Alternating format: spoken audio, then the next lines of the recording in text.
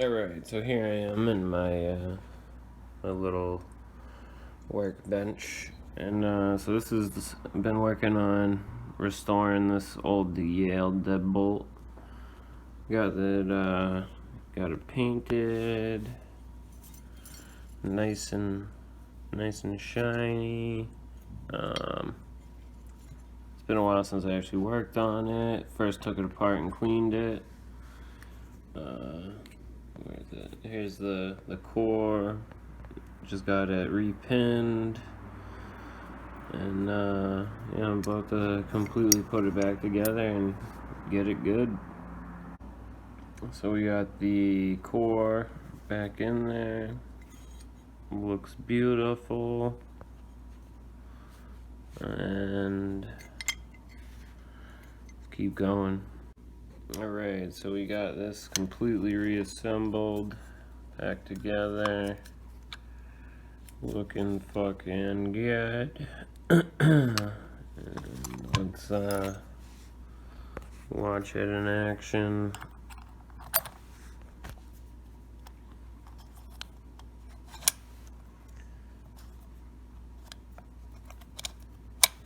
Boom. Very nice. Very, very nice. I love this color. Nice satin color to it. But final product, restoration. Alright, so we're gonna do one more thing. I'm gonna pick this guy now that he's all put back together, because when it's this guy's actually put together, the lock itself is unpickable technically, unless you have something that reaches to the back, like a key, as far back as the key does. Because there's a little notch in the back that the key actually catches and makes the deadbolt turn. So I'm gonna give this a shot. I just made this tension wrench to reach all the way back, and I'll see if I can get it.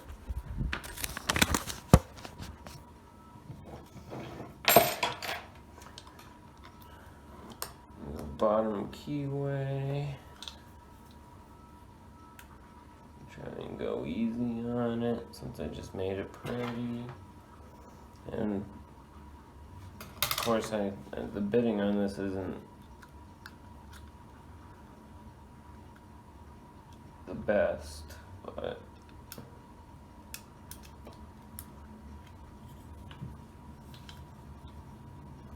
try and hold it in a manner that it would be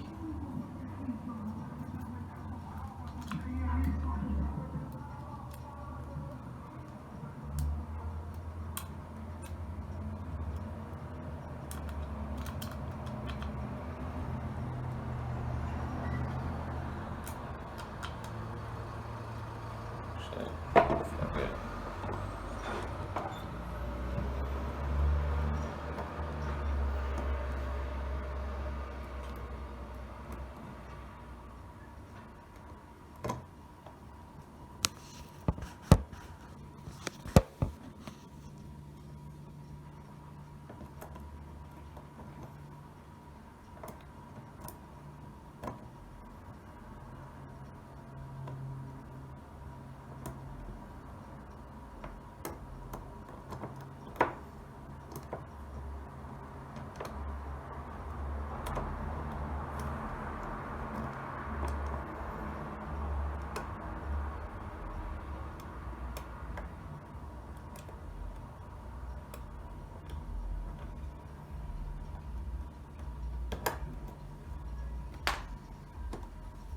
Alright, I got it picked. Hopefully this works.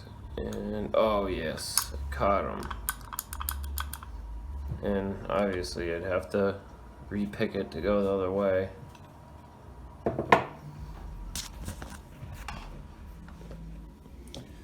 But I'm not gonna repick it because I just want to demonstrate it.